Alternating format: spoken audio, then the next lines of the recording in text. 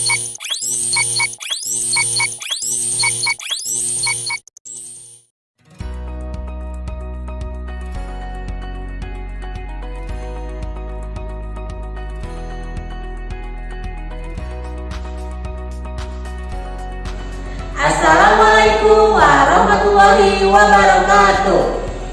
Hello, how are you today? Back again with Mr. Andri and Mrs. Wati. today We learn about PLH. our topic is Jenis-jenis bencana alam. okay ya.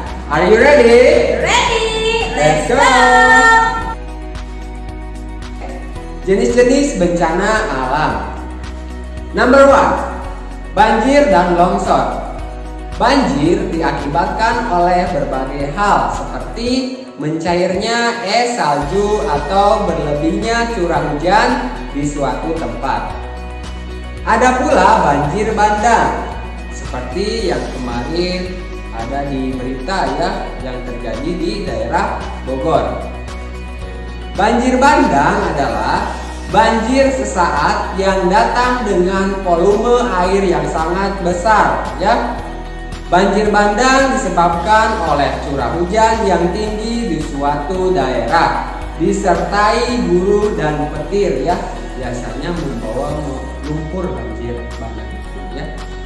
Banjir yang terjadi di daerah pegunungan akan menyebabkan pula pengikisan pada tebing yang gundul dan dapat mengakibatkan longsor. Number 2, angin puting beliung. Pada bagian selatan dan barat wilayah Indonesia, angin sering berputar.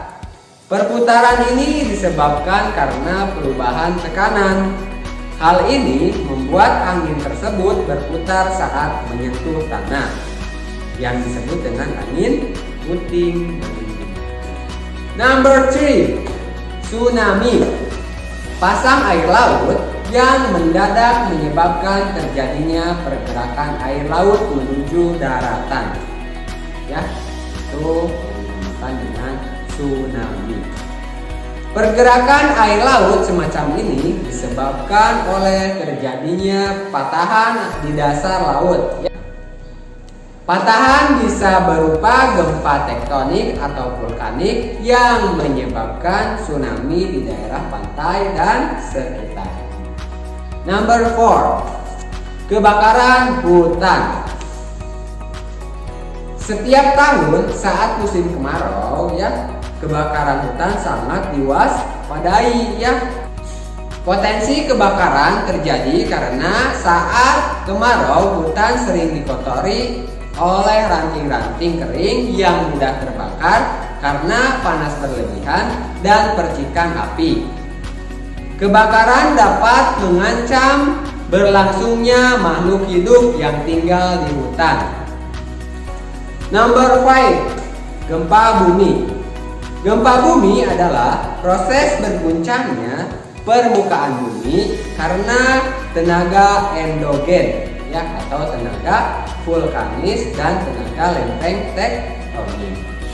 Tenaga vulkanis berkaitan dengan aktivitas gunung api, sedangkan lempeng tektonik oleh tumbukan patahan yang aktif. Oke, next. Menurut posisinya, wilayah Indonesia terletak pada pertemuan 3 lempeng utama dunia, yaitu lempeng Australia, lempeng Eurasia, dan lempeng Pasifik. Karena sifatnya guncangan, gempa bumi sangat sering memunculkan akibat lainnya seperti yang pertama kebakaran, kemudian yang kedua ada banjir, bisa juga terjadi longsor atau pelulukan, kemudian tsunami juga bisa, atau juga dengan getaran pada tanah atau guncangan yang bisa berupa guncangan besar atau guncangan kecil. Nah, bagaimana penjelasan dari kami? Sudah cukup jelas ya? Ya, pastinya. Oke, understand? Yes. Yes. Next, Pandri. Oke, untuk homeworknya kalian catat materinya menggunakan tulisan tegak bersambung rapi ya, begitu. Keep spirit ya, and Ikat See you later.